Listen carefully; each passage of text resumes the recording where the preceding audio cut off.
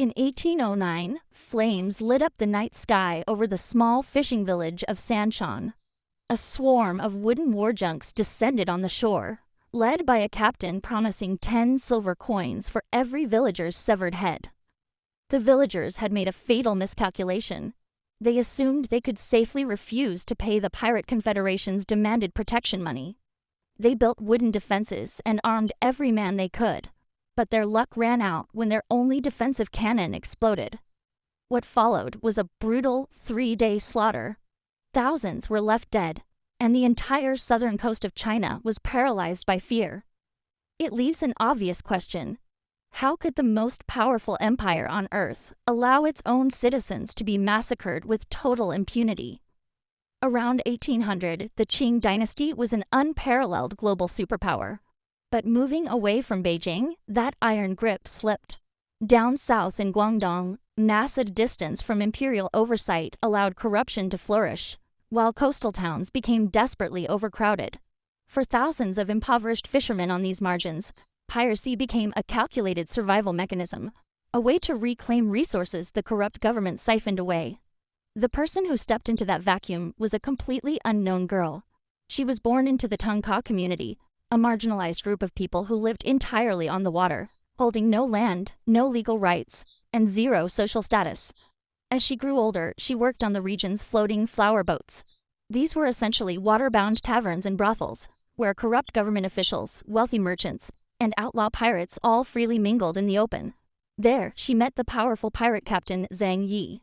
When they married, she negotiated a formal contract giving her 50% of his spoils and joint command of the fleet, quickly taking over the logistics and administrative strategy that the pirate fleets had previously lacked. Intrigued, slightly slower, because the empire viewed her as an invisible, statusless outcast, they completely ignored her. That massive blind spot gave her the freedom to build an entirely new power structure right under their noses. By 1805, the seas were choked with competing pirate factions who spent most of their resources destroying each other in chaotic, disorganized skirmishes.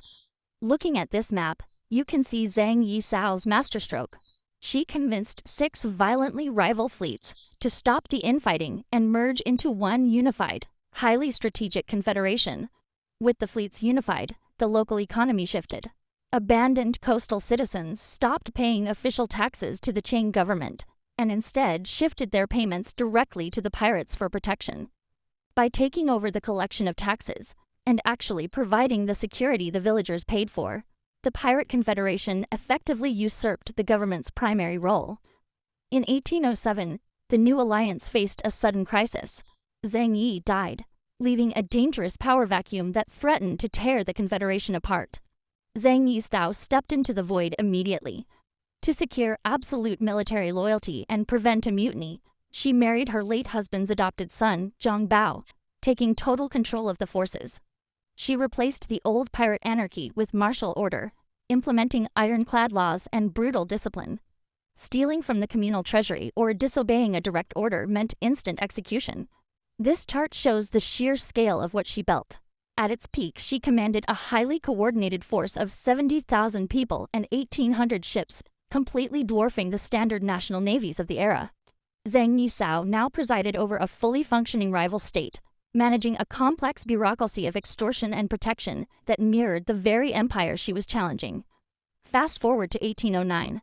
The humiliated Qing government shifted to a strategy of slow suffocation, deploying large imperial fleets to form tight naval blockades, designed to choke off the pirates' food and resources.